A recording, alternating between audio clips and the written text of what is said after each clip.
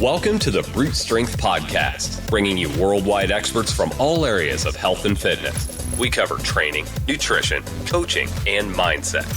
Welcome your host, strength and conditioning coach, 2012 and 2013 CrossFit Games champ, Michael Gervais. Mind, body, brute.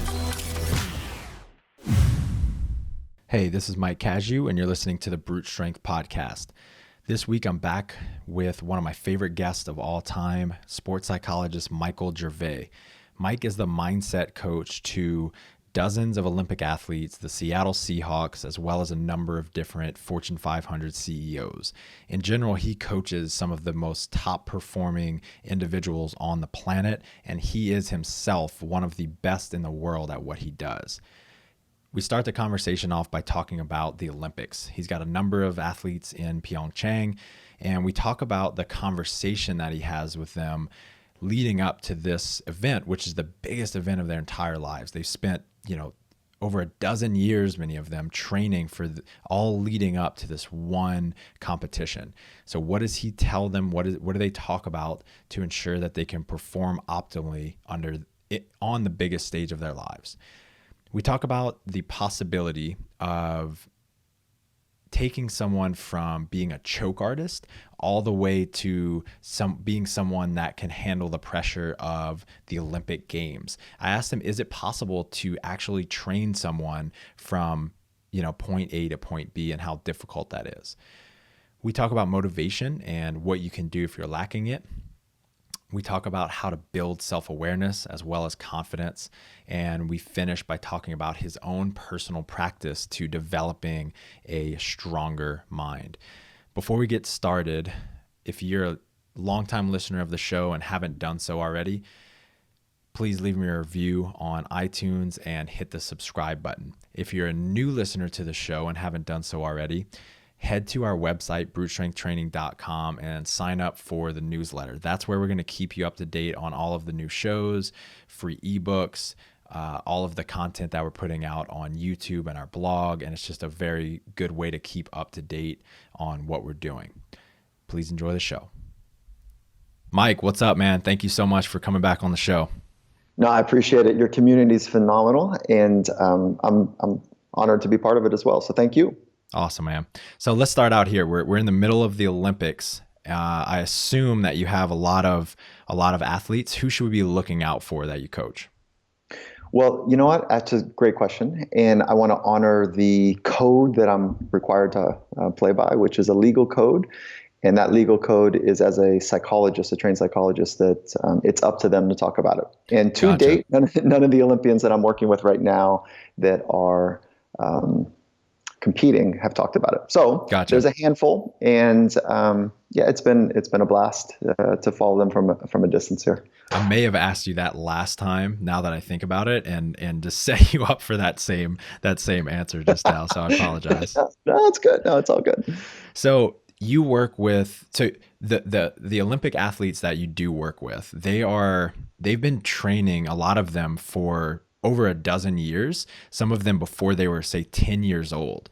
They've dedicated their entire lives to this craft, and now they're going to perform, for some of them, for 10 seconds at a time. What kind of conversation do you have with them as their mind coach, their mental coach, to help them perform at their very best under the absolute most pressure they've ever felt in their lives? Great question. And there's lots of things I'd like to say about it. So slow me down if we get going too fast or there's too much here. But the net of it is that there's a fundamental decision that they have to make early on. And that decision is, do I see the games, the Olympic Games, as the largest, the biggest, stakes environment in the world, or do I see it in a very different light, which is it's another game? The court doesn't change, the sheet of ice, the dimensions of the ice don't change. It's another competition, and it's a fundamental framework. Is it the biggest and the most and the whatever, or is it just another competition?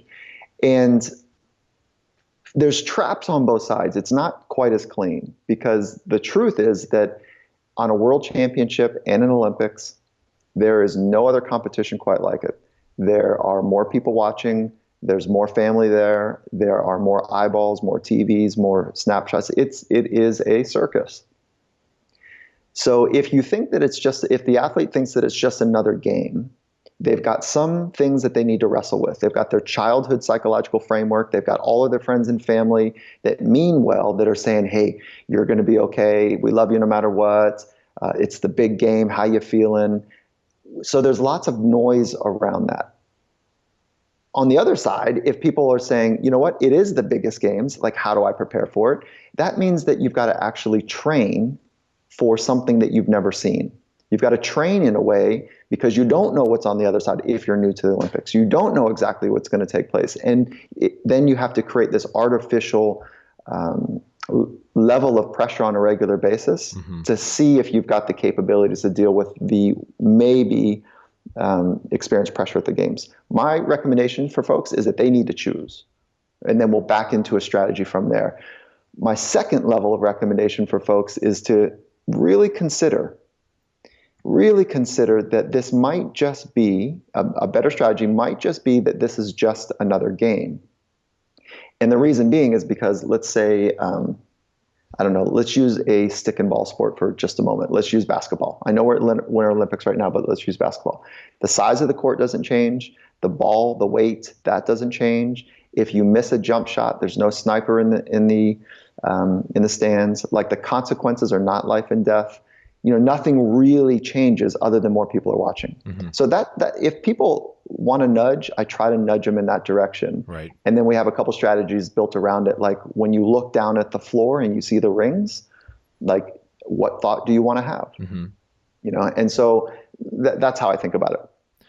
And so I could foresee someone saying, like, maybe you nudge them, or maybe they know intuitively that it would be better for them to just see it as just another game, right? But I can kind of see them having something in the back of their head, like just feeling this pressure.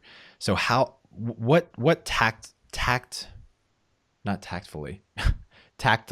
Yeah, right? What tactic or exercise can they do to let that pressure kind of subside and release?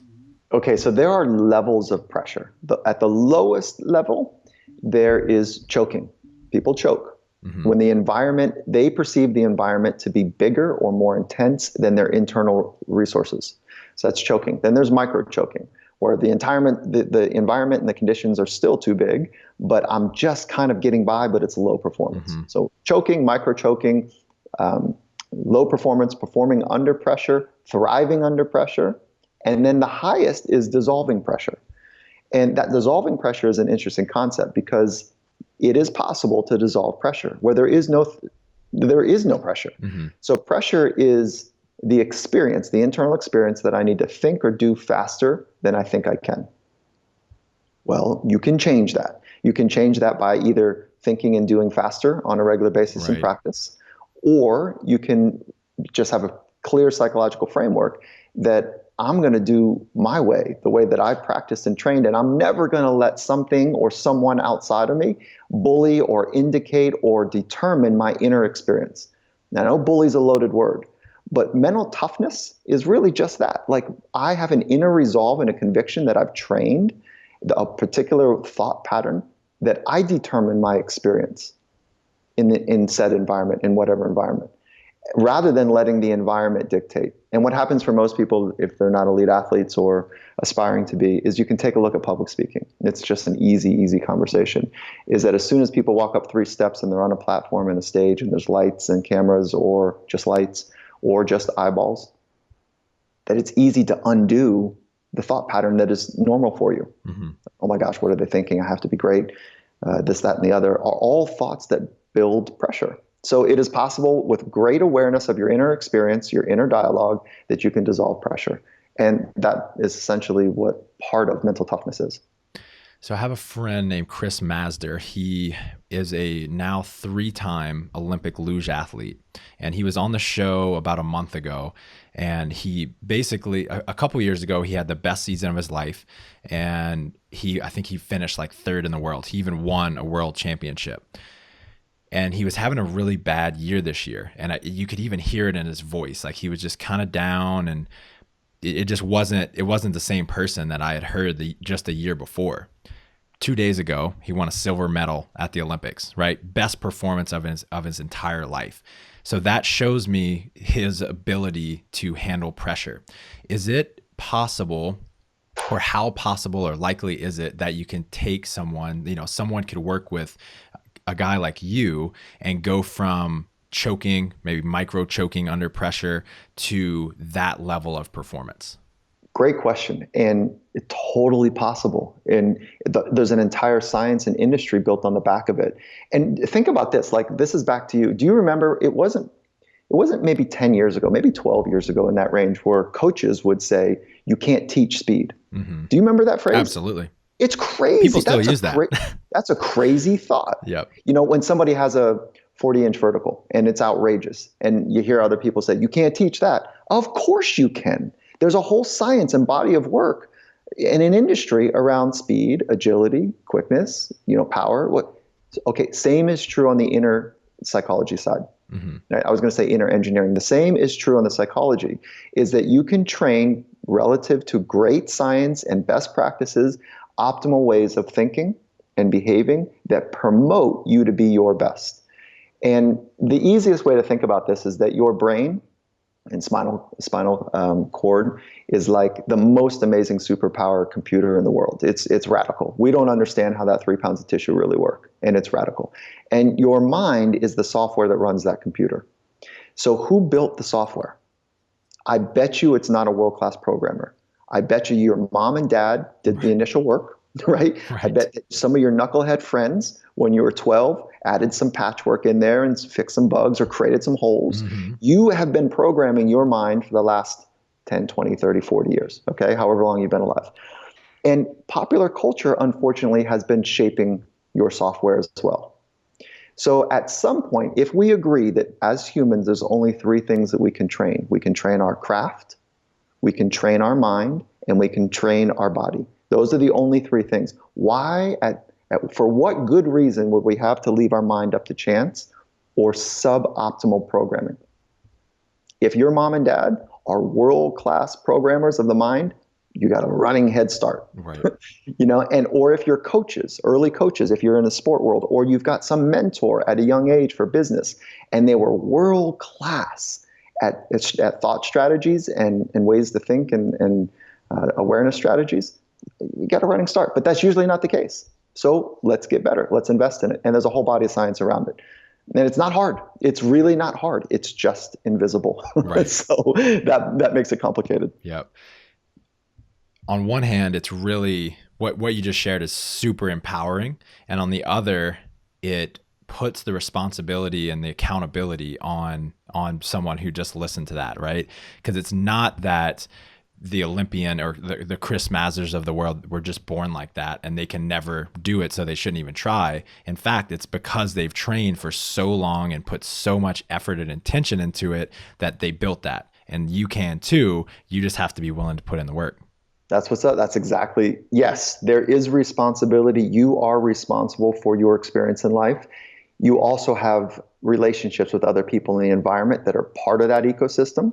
So it is the relationship with yourself that is the first determinant, and then the relationship with others and the environment that are cofactors there. And, there is another realm that people want to talk about that we're not sure. There's no science around it, but it's been around for thousands of years, which is the spiritual component. Mm-hmm. So your relationship is where it begins, and your relationship with your inner dialogue is where you begin to take control of your own life.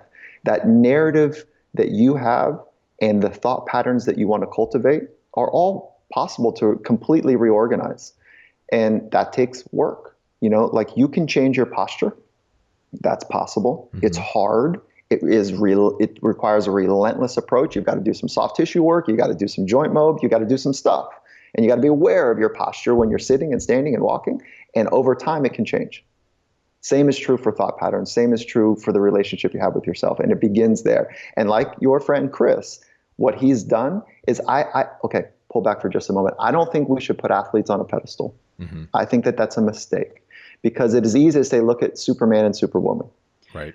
But if we are going to herald them for something, I think the right thing to herald them for is to shine a light on how they have organized their life to get better. Right. They fundamentally have organized their life to have feedback loops that are uncomfortable, right? Feedback loops from other people or the environment or from themselves that says, hey, this thing that you're trying to do, you're still substandard at it. Mm-hmm. And it's hard to take that information. It's hard to be exposed for many people. So, but when you love what it feels like to get better at something you care about, there is no race to the finish line. Right. You love it. And so if you take an honest look at yourself, there's a part of you, for most people at least, that there is a great relief that comes at the end of the fill in the blank, the presentation, the competition, the date, whatever it might be. There's a relief to get to the end. That is chicken shit. Mm-hmm. That is at play anxiety. Now, anxiety, if you really love getting better and growing and kicking ass, then you love being in the mess and the mix, and you love being in the process of trying to figure out how to be better in this moment.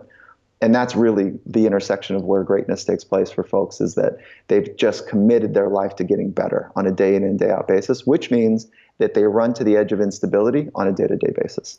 That hits home so hard, and it stings a little bit because I'm dealing with that in my current life a little bit, and I feel like I'm working through it. But it's about public speaking. A couple years ago, I had a panic attack. I won't go into the full story, but legitimate panic attack. Legitimate panic attack. Almost had to. I ran out of the room. Almost had to puke, and just it was miserable getting through this talk. I went back out and gave it, but it was miserable for me. Since then, I've had this belief that the stakes are just so high. The eyes are on me. I suck at speaking, et cetera, and I do find myself thinking, I can't wait till I get to the end of this next lecture.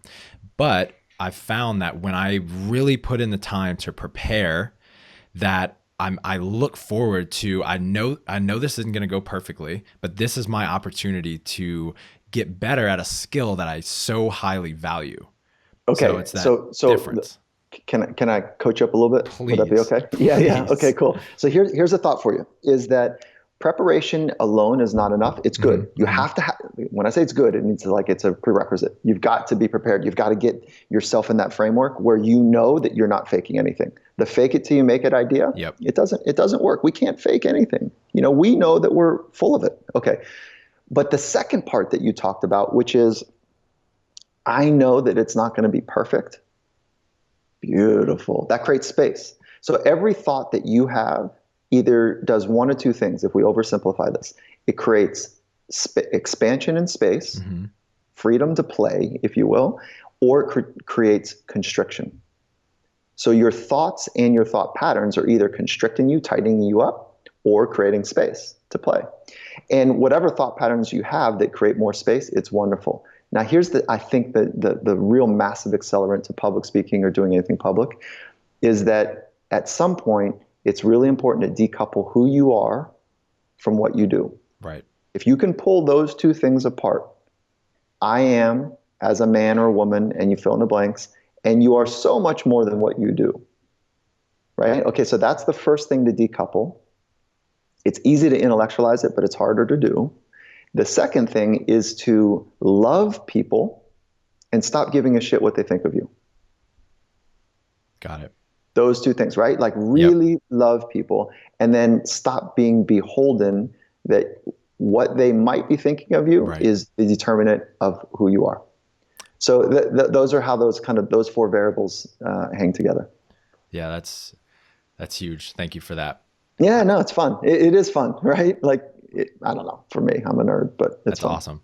I heard a speaker named Brendan Burchard say recently a version of that last piece, which was, rather than focusing on what everyone's thinking of you, think of what you're going to deliver to them, what value you're going to bring to them, because they all showed up to get something from you, not to like point the finger.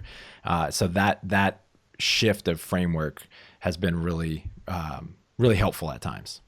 Yeah, and there's another framework or way of thinking that can help as well, which is that what a great opportunity you have.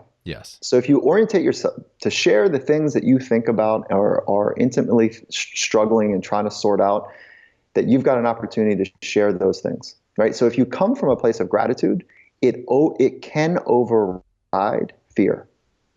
So our brain is designed to scan the world and find what's dangerous. Mm-hmm. And we have an ancient brain in modern times. Our brain is 300,000 to 50,000 years old, depending on where kind of the markers are for you.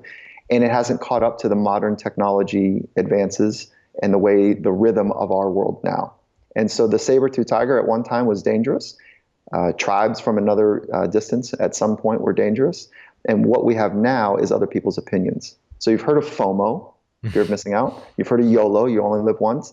And I think that I'd like to try to introduce something new, which is FOPO, fear of people's opinion.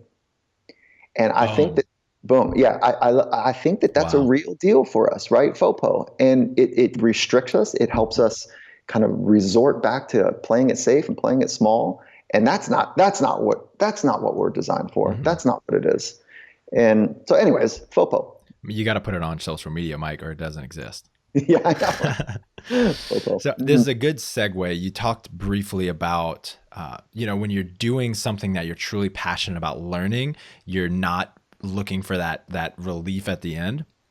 On our last show together, we talked about motivation, and you said the people that you work with, they often don't ever deal with a lack of motivation, but on the rare occasion that they do, it's because they're over-indexing, and I'm using your words, over-indexing the external rewards, which makes complete sense. We're focused on what other people think and what we get out of something rather than what's in it for us, like the internal rewards. Are there any, other than just becoming aware of what we're indexing, are there any exercises or conversations or questions we can ask ourselves to help shift that focus?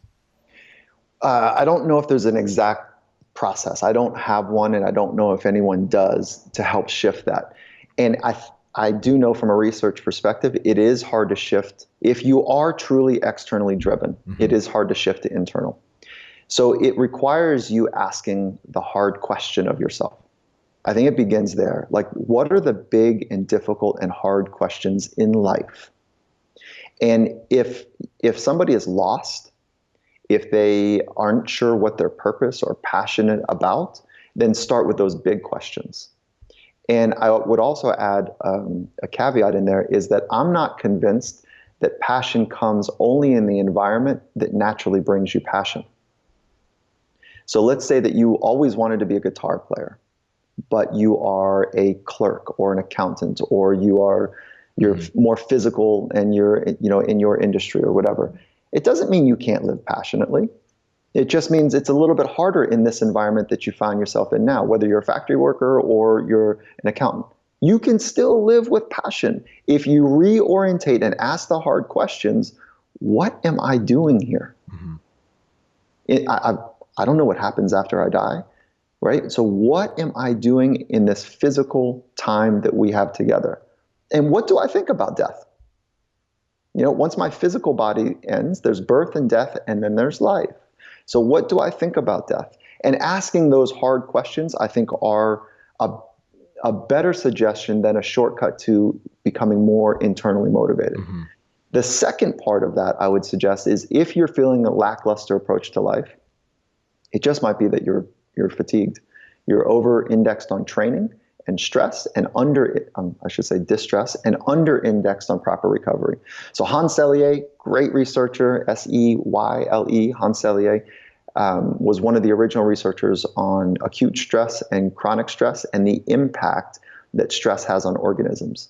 And what he predicted, that under chronic stress, there's a very predictable thing that takes place for organisms, including humans as an organism, is that there's an arc. And in that arc, it leads to early death. And so if we don't manage stress properly, this is my terms now, we end up following this arc, which is a declining arc from fatigue to staleness to burnout to early death. And so that's dramatic, I know, but it helps to bring a point here, is that, but if you're in that arc of fatigue, it might not be that you have a motivation problem, you just have a recovery challenge. Right. And why do you have a recovery challenge? It's likely that you're not eating right, you're not sleeping right, or you're not moving right, and or you're not thinking right. And the thinking right is an important variable. So thinking right, thinking well, if you will, is trainable, right? Optimism is a antidote to anxiety. And a lot of this gratitude training is an antidote to anxiety. If you wake up in the morning and you've got fish and vegetables in, for 2 weeks straight, your body's starting to get acclimated to good stuff, you're sleeping properly, whatever, you're hydrated in the right way, and you wake up and the first thing you do is check social media and get worried about the emails that are coming in and things you have to do, and you kick off your day with unhealthy anxiety, there's not enough resources throughout the day that you can store up to be vibrant. So that I would also check that as an exploratory conversation. I love that. One of the biggest things that you teach is mindfulness in general. So it's something that comes up probably on 30% of the shows. It's not a new concept to any of the listeners.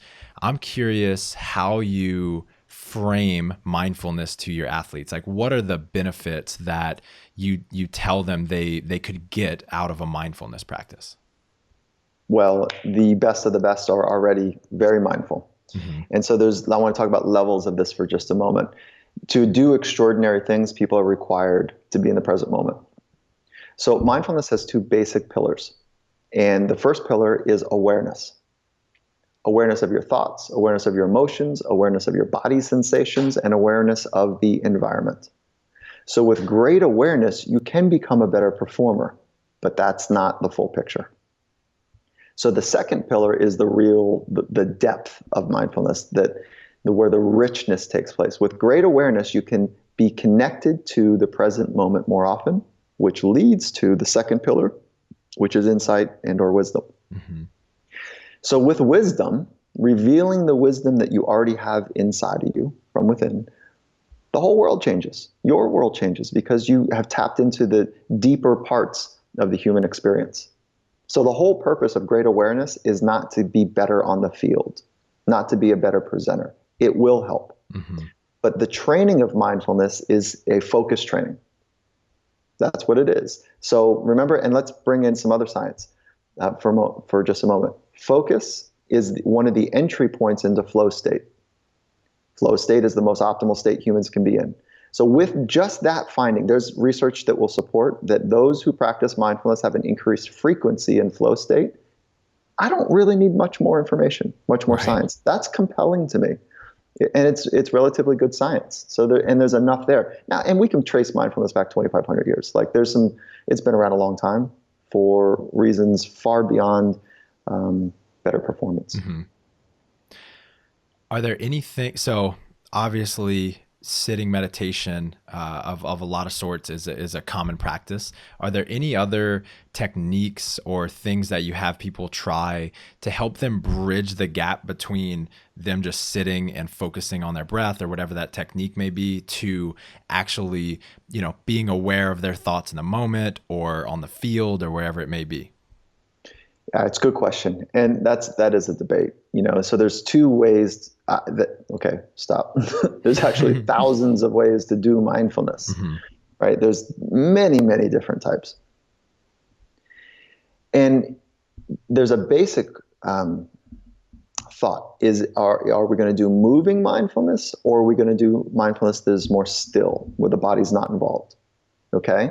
And so eating mindfully, moving mindfully, and then observing mindfully are all kind of separate and different and interrelated.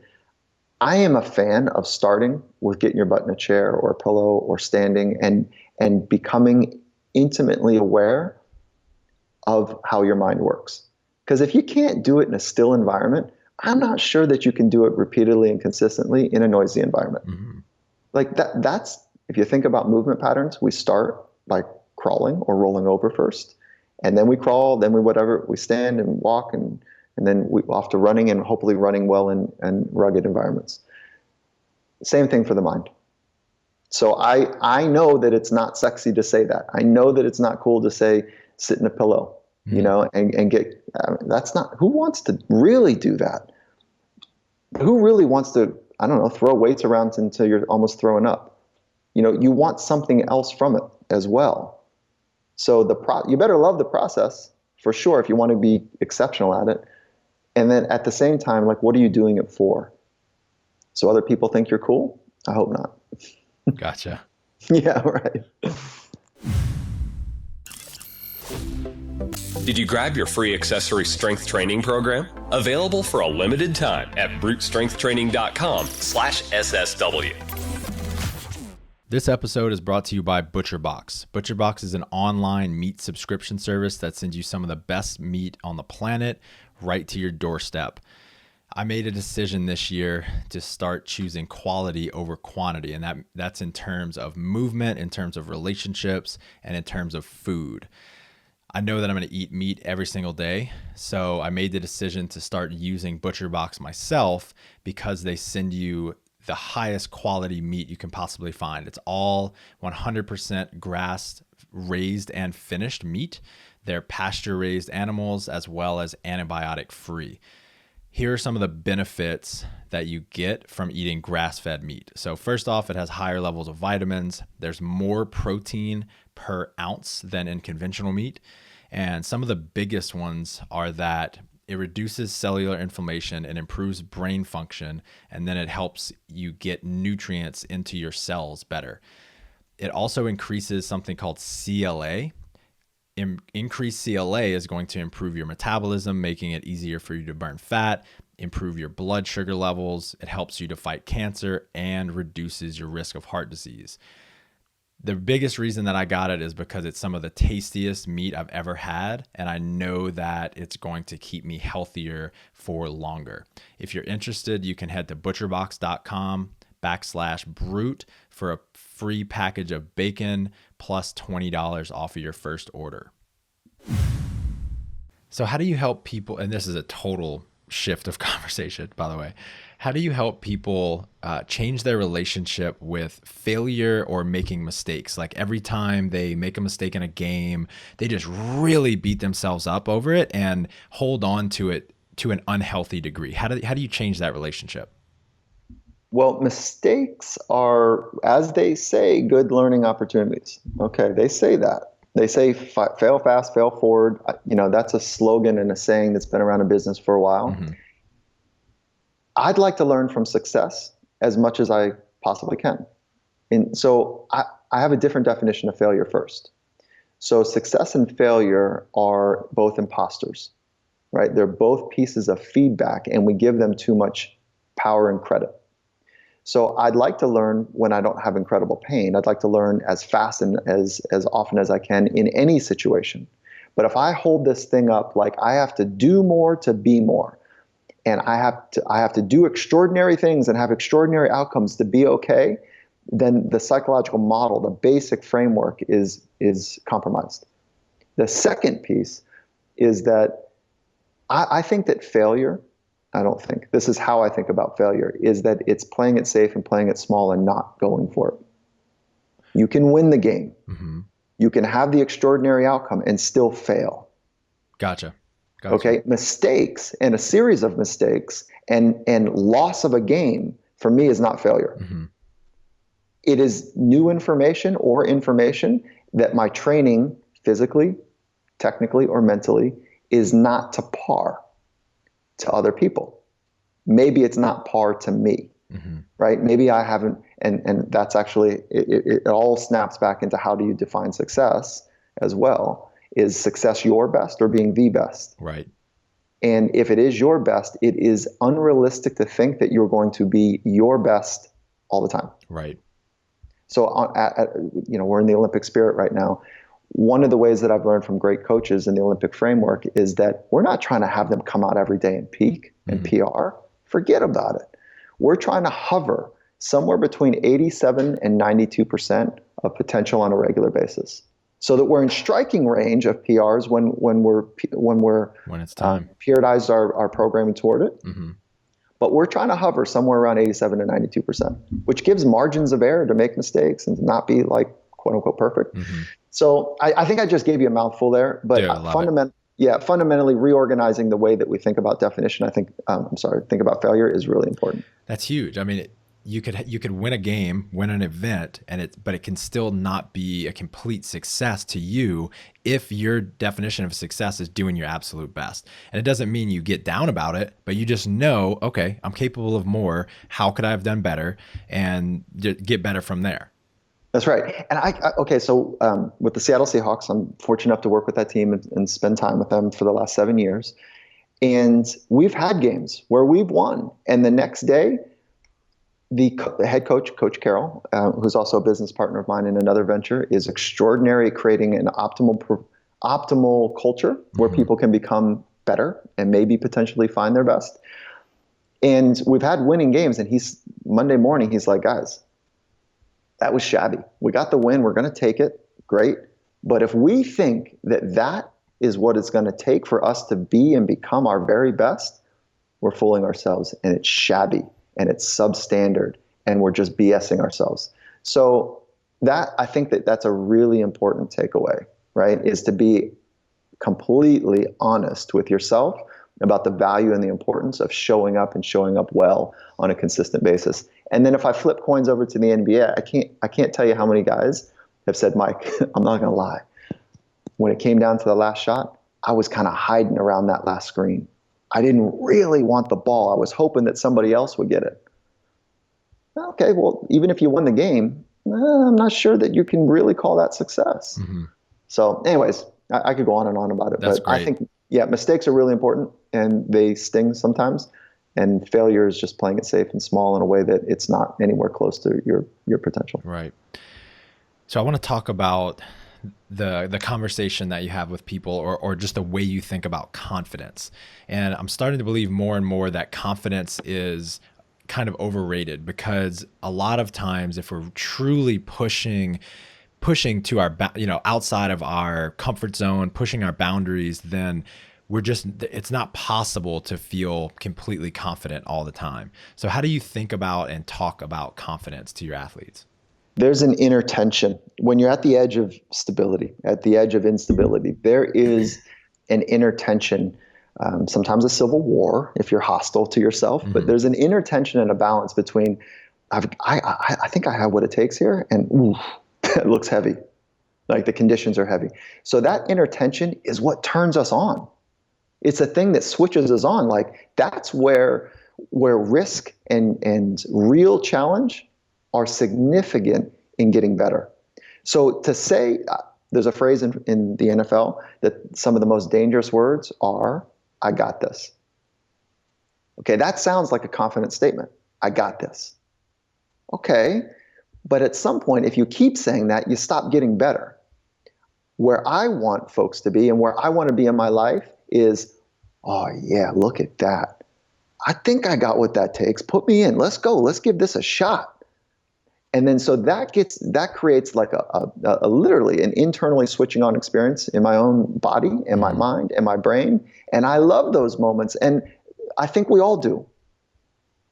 And so confidence is a cornerstone. We do need to understand the mechanisms on how to develop confidence so that you can run to the edge of instability and not be overwhelmed with self-doubt, self-critique, and not be afraid as an outcome of what could take place, whether it's winning or failures. So I assume, and I think that preparation leads to confidence over time. No. I want to stop you. No. Okay. Yeah. Correct me, please. I love where you're going with this, and I don't want. Okay, it's part of it. Mm-hmm. Okay, but okay, so I'm going to tell a quick story, tell me if you can relate to this.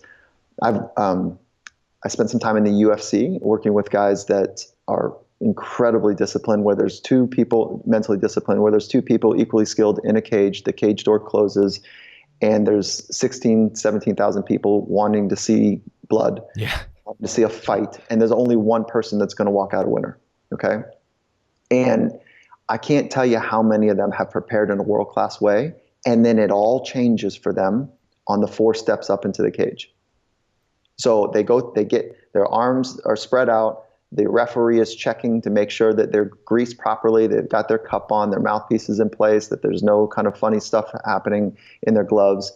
and their heart rate is so switched on, their thinking is impacted, they walk up those few steps and their entire mind is different. Okay, so preparation does not lead to confidence. It's required. Got it. So that you can say to yourself, I can do difficult things. Mm-hmm. That is the cornerstone of what confidence, where it comes from, is your ability to say, I can do difficult things. So preparation alone is not enough. Right. So without it, to your point, without it, you can't build real confidence though. Right. So what else is there? What's kind of what else is required of building confidence? Awareness of your inner dialogue, awareness of your conversation with yourself, and then choosing thoughts that build and are productive and that build space as opposed to constriction. So first, it's doing the difficult things so that you've earned the right to say that you can do difficult things. And the second part is having awareness of that conversation. And what does mindfulness do? It increases awareness. Then the third part is the skill to choose great thoughts. Okay, and that's where mental skills training comes into place. Can you talk a little bit about that third one, about choosing good thoughts? Yeah. What would you like to know?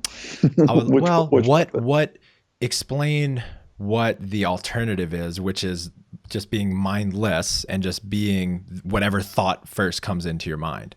Okay. And then the ability to choose different possibilities. Okay. Wonderfully sensitive question and multifaceted, complicated in nature.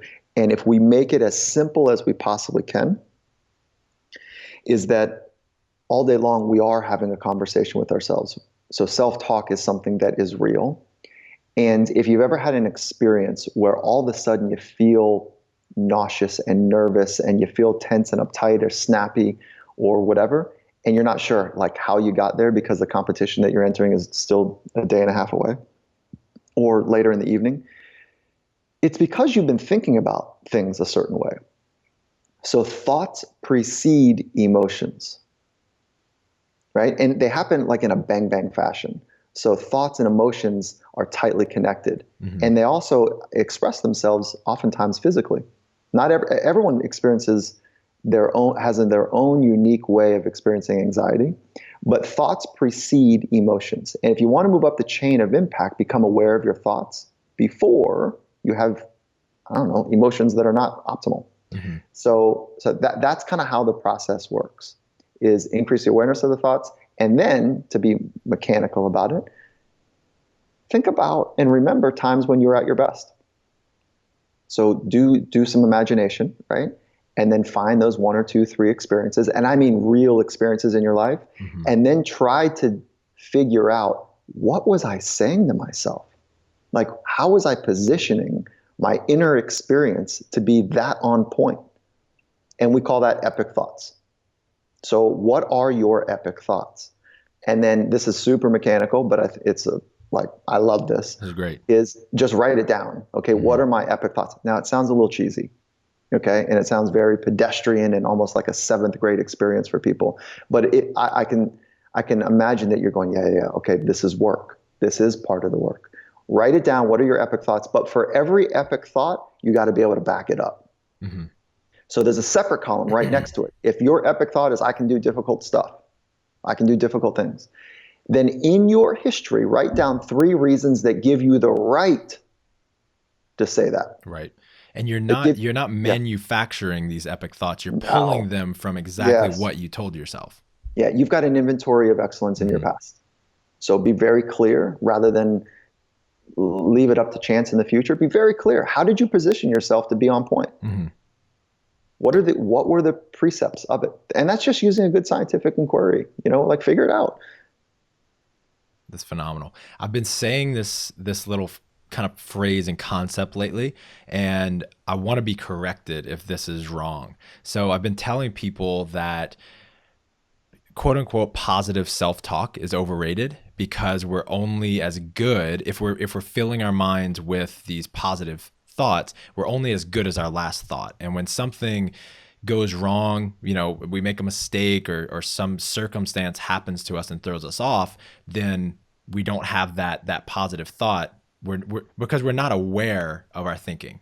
And by practicing awareness, then we're able to deal with the negative emotions that are or thoughts that are going to come up in life, or deal with the negative circumstances, and then give us some access to other thoughts. I love if it. That made sense. Yeah, no, I think you're onto something. The provocative thought that positive self-talk is overrated is wonderful. Yes. And productive thoughts that help you be more present, to believe that you can do difficult things that are based in a credible voice, that's the game. Awareness of, are you in a negative frame or a positive frame of mind? That is real work. And when you find and recognize with great sensitivity, like after you train, you become more sensitive, more aware. I don't mean sensitive like soft. I mean sensitive like a tuning fork, like your pitch is more acute. When you become more aware that you're in a negative frame, and quickly you can guide over to a positive frame of mind. It is that mechanical, but you've got to earn it, right? Both from training and preparation, to your point earlier, and then knowing the thoughts that work well for you that are based on some real stuff. Right. So without awareness, it's just this silly game of affirmations. I am smart. I am fast. Right. I am powerful. Come on. That's not how it works. Yep. You're not going to convince yourself of it. But, sorry, last point, Michael, is that you, all of us, thoughts become thought patterns.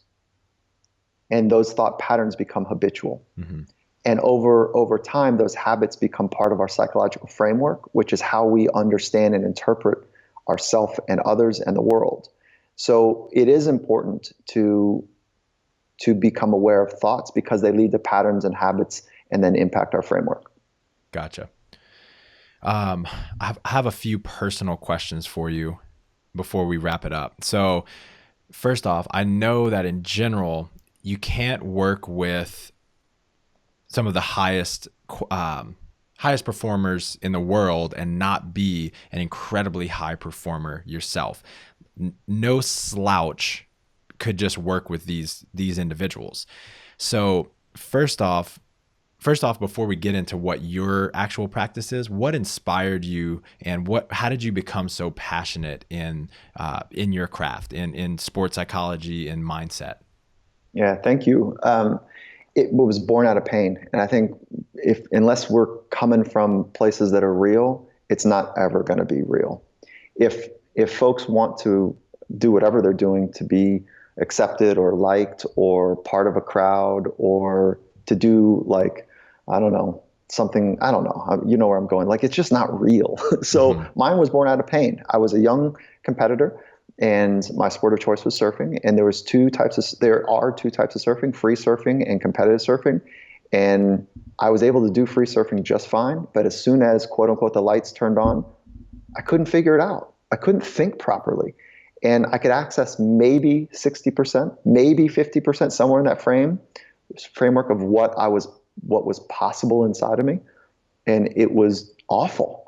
And like, I didn't know better. Right. And until a competitor, there was only 3 guys out in the heat, and a competitor paddled by me, and he saw me surf on a regular basis. And he wasn't trying to really help me because we're competing, but he says, "Gervais, you got to stop worrying about what could go wrong, dude." And I just sat there and I was like, how does he know? That's all I'm thinking about. All the things that could go wrong.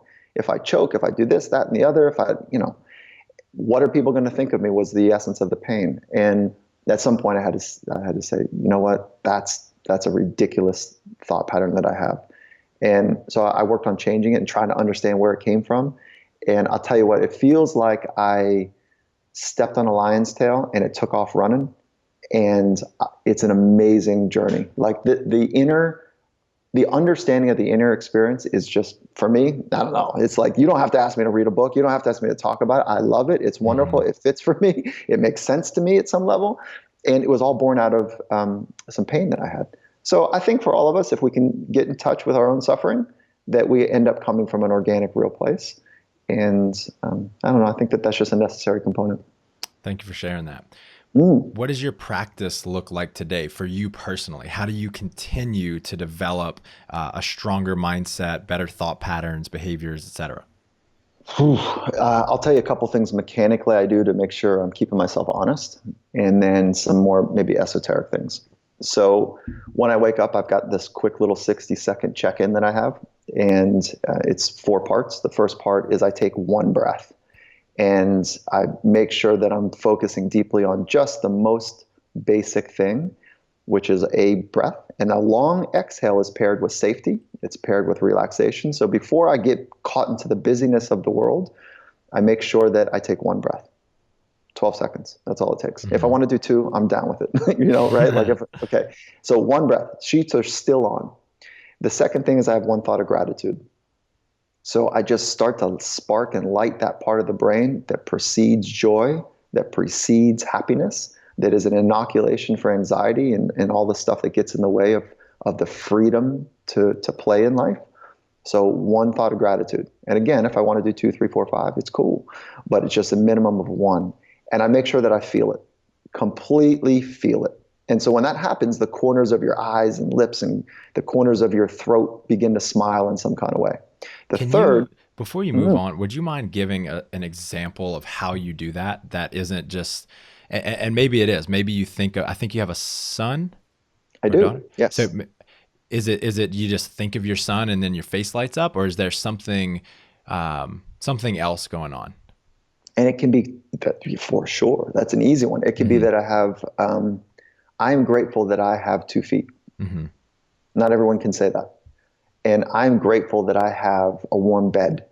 Not everyone can say that, and I'm not comparing myself to others, but I'm like, when I strip it down in that moment, I'm really grateful that I've got this carriage, this body that is healthy. Mm-hmm. I'm really grateful that I've got a wife next to me that is healthy. I'm so grateful that, so I can go on and on. I'm grateful I've got $5 to go buy milk, if I don't drink milk, but you know what I mean? So that's where it comes from. And it's just experiencing that gratitude for a beat, a half a beat, 2 beats, whatever it is for you. And so I start there. Got it. Okay. And then the third is an intention. So I take a moment to just think about how I want to be today. I don't know if today's my last day. I have no idea. So I'm very clear in my life. I've done the alone work to say, prior to this intention work, to say, I want to live this way. My philosophy is this, and this is how I want to do it. Okay. And so I can't write that for somebody else. Someone else has to co-author their own philosophy. And so I just take a moment and say, I knew that you and I were going to talk. And I said, how do I want to be in this conversation? How do I want to be on the car ride over to my office? How? And I just take a moment and just think about the how, not the what, right? But the how. And that only takes a moment. And then last thing I do is I pull the sheets off, I get out of bed and I put my feet on the ground and I just take 1 more beat to be where my feet are. That's it.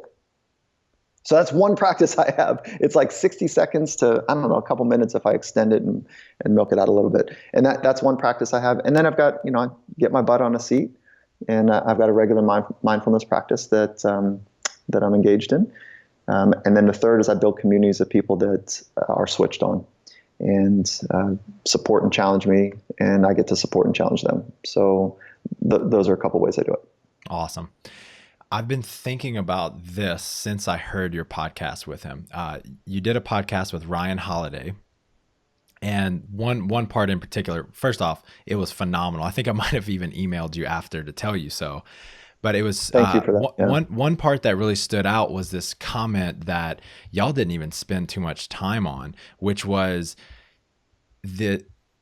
I think he may have said something about, mixing a lot of different practices, a little bit of Stoicism, a little bit of Eastern, a little bit of a lot of different things. And I think you made some type of comment of you would rather go deep into one philosophy rather than a lot into or a little into a lot of different ones.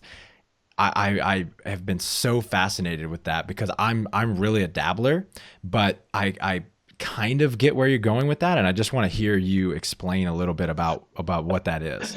Yeah, cool. That's a nice little nuance. And you know what that came out of? It was a professor I had in undergraduate studies, and it was a world religion or contemporary religion course. And I was fascinated by the 11 world religions, still am.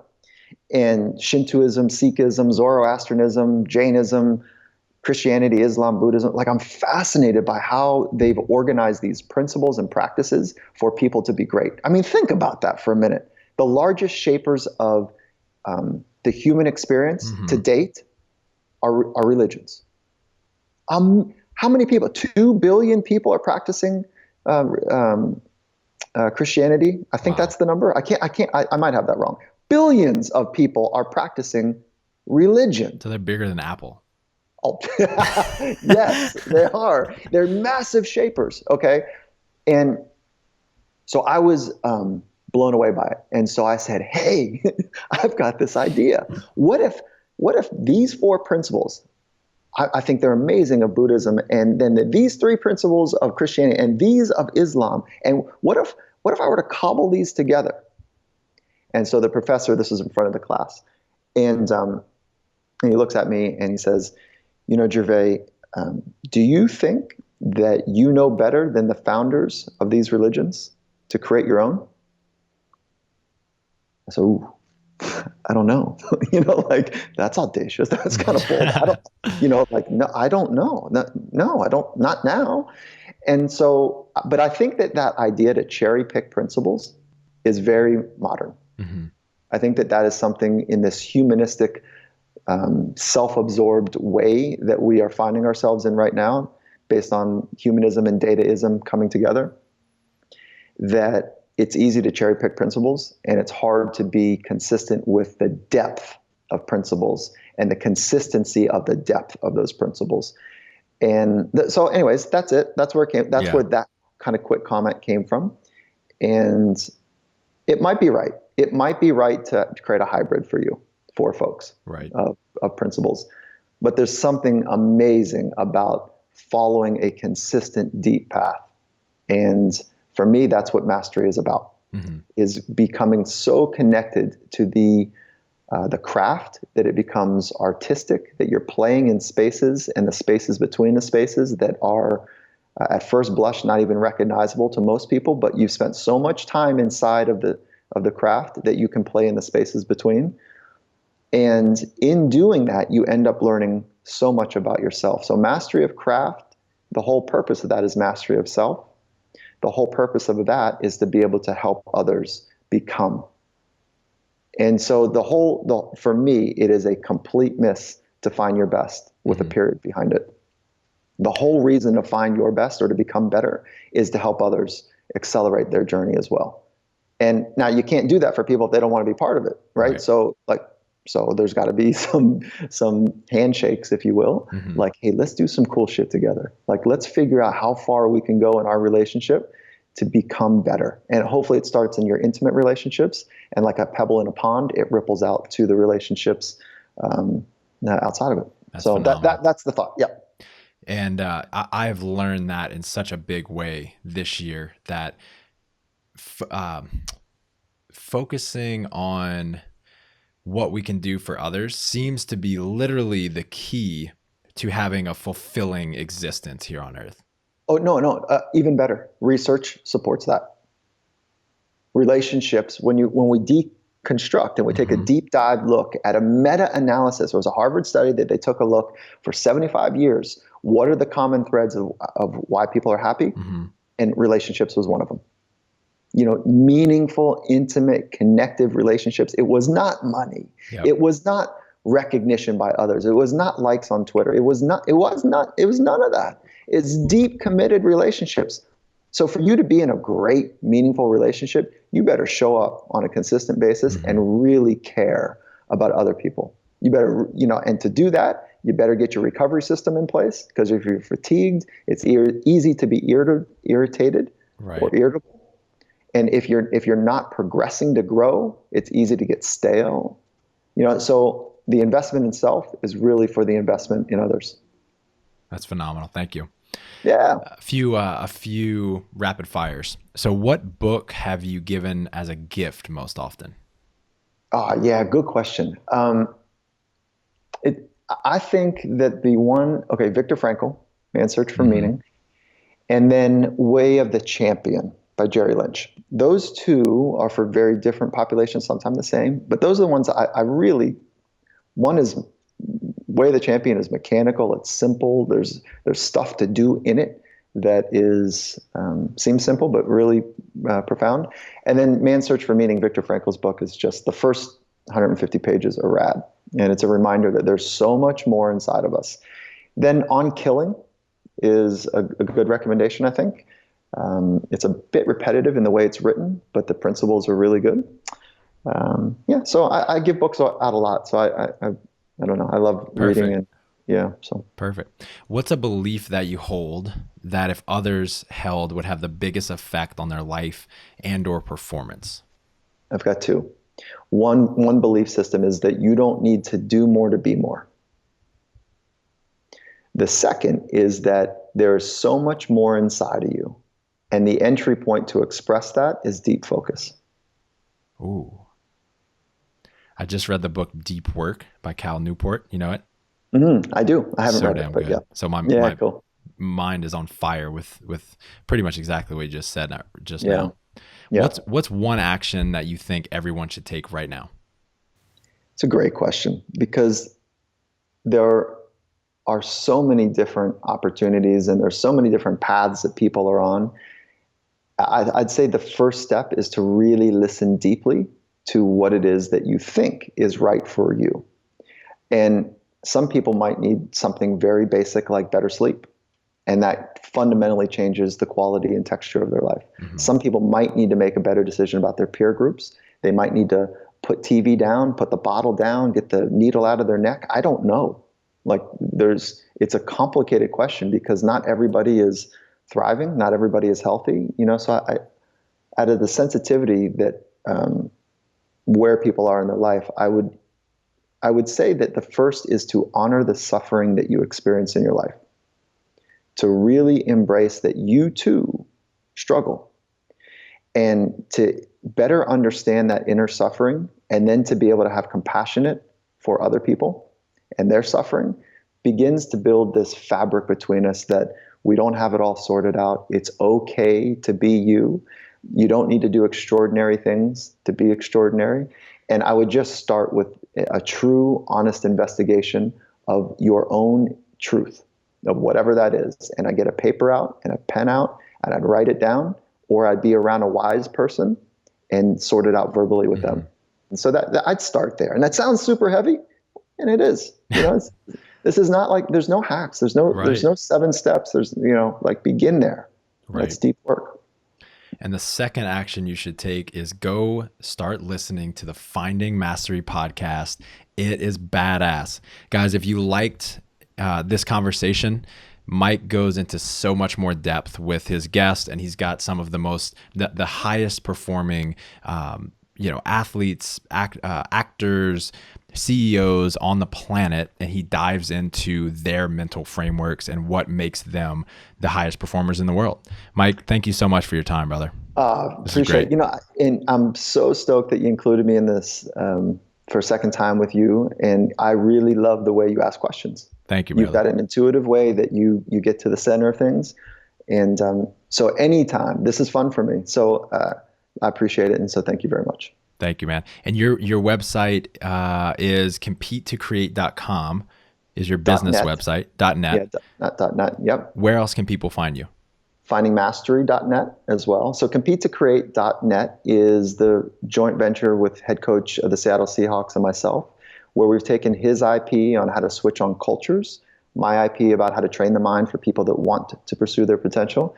And we've created an ecosystem to help others train in that same way. We pull back the curtain and show you how it happens, in the highest levels of competition. Mm-hmm. And so that's competetocreate.net, and it's really for enterprise and large businesses, and then and medium-sized businesses as well. And then the second is findingmastery.net, and so that's the podcast. And then on social media, LinkedIn is Michael Gervais, Twitter is @MichaelGervais. Finding Mastery is the Instagram handle, and love to hear from folks, and hopefully they find the podcast enjoyable. And I know you're doing a great job in your community. So again, thank you, Michael, for having me. Absolutely, man. Thank you. Thank you for listening to this week's episode. Your journey towards better fitness continues. Head over to brutestrengthtraining.com to connect with Michael and his guests. Access links and resources mentioned in this episode, as well as bonus content exclusive to podcast listeners. That's brutestrengthtraining.com.